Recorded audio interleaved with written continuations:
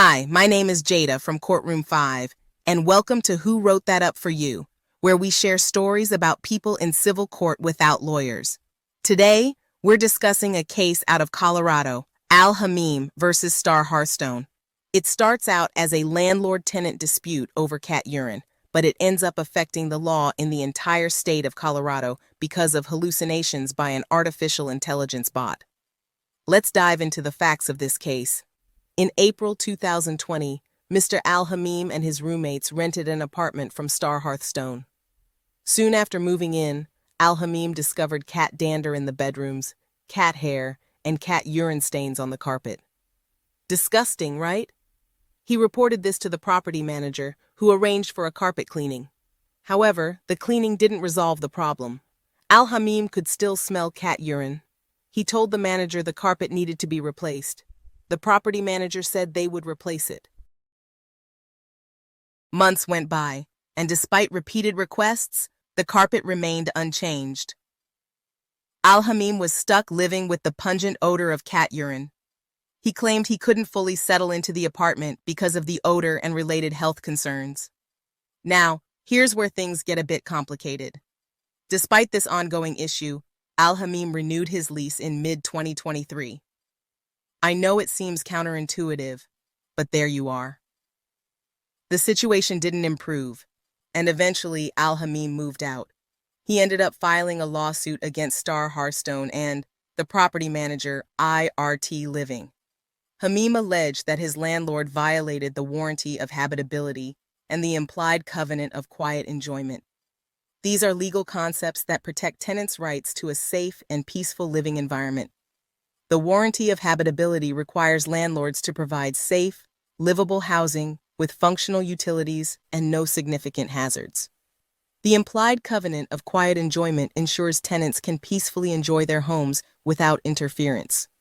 For example, if a landlord frequently enters your apartment without notice or fails to address major disturbances, it could breach quiet enjoyment.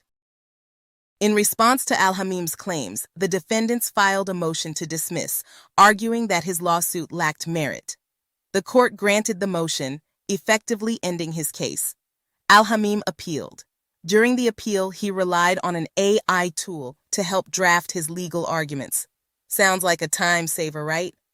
But while AI can be useful for research and brainstorming, in this case, it led to unexpected and serious consequences. Remember those AI hallucinations I mentioned? Well, the AI made up citations to legal cases that didn't exist. Al-Hamim, unaware that the citations were made up, dumped them into his brief and filed it. Having represented myself before, I feel bad for Al-Hamim. When you're navigating the legal system on your own, you're essentially practicing law. You're interpreting statutes, crafting arguments, and understanding court procedures. It's a lot to handle, and that's where Courtroom 5 can be invaluable. Courtroom 5 empowers people to confidently interpret, apply, and argue the law for themselves. Getting back to the case. In the appeal, the attorney for the other side pointed out the fabricated cases. The court was not amused. The judge ordered Al-Hamim to explain the hallucinations and prove he wasn't intentionally trying to mislead the court. Al-Hamim admitted that he had used AI to prepare his brief and that the citations were AI-generated hallucinations. He avoided sanctions by apologizing and explaining that he hadn't intended to deceive the court. This was the first time this Colorado appeals court encountered AI-generated citations in a legal brief. Ultimately, it did not impose sanctions on Al-Hamim, but it wasn't a free pass. They acknowledged this was a new and evolving area of law and that Al-Hamim had been upfront about his use of AI and had taken responsibility for the errors. They also pointed out that the landlord's lawyers had failed to alert the court to the fake citations right away. The court made it clear that their leniency wouldn't necessarily extend to future cases. In the end, the court dismissed Hamim's claims, not because of the AI blunder, but because his case didn't meet the legal standards for habitability or quiet enjoyment. For habitability violations, Hamim needed to demonstrate serious health or safety concerns. While he mentioned an allergic reaction early on, he didn't allege ongoing health issues or show that he couldn't use his bedroom. Regarding quiet enjoyment, his primary complaints were about conflicts with roommates, not direct interference from the landlord.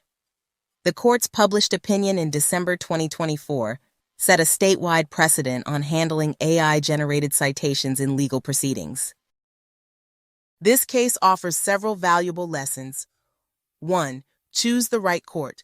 Hamim apparently skipped small claims court, where he could have simply told his story to a judge. Instead, he chose a higher court, requiring complex motions and pleadings. Higher courts can offer bigger payouts, but they demand preparation and procedural knowledge. 2. Understand your options. When faced with a motion to dismiss, Hamim could have requested leave to amend his complaint.